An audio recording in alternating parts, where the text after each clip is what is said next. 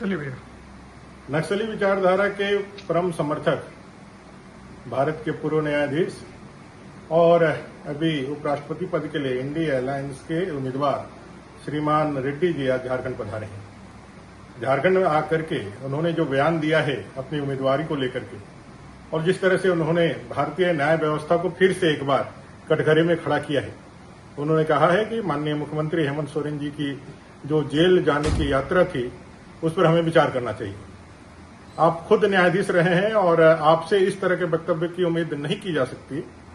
आपको मालूम है कि माननीय हेमंत सोरेन जी को जो जेल जाना पड़ा था, हिरासत में गए थे, वो भारत की न्याय व्यवस्था में न्यायालय ने भेजा था और उनको जमानत भी भारत की न्याय व्यवस्था न्यायालय ने दी है। आज पूरे इंडिया अलायंस भारत के लोकतंत्र और भारत की न्याय व्यवस्था पर लगातार उंगलियां उठा रहा है।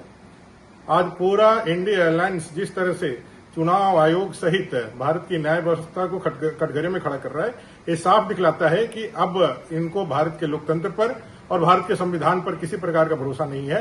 ये सिर्फ और सिर्फ अपना स्वार्थ देखते हैं और अपने को अपने किसी पद पर बैठने के लिए किसी भी हद तक जाने के लोग ऐसे भी बयान देकर के भारत की संप्रभुता अखंडता खतरे में पड़े, उनको कोई गुरेज नहीं है। मैं इस बात की कड़ी निंदा करता हूं और उनसे कम से कम ये अपेक्षा करता हूं कि आप खुद न्यायाधीश रहे हैं तो भारतीय न्याय व्यवस्था पर कम से कम आदर का भाव आपको रखना चाहिए।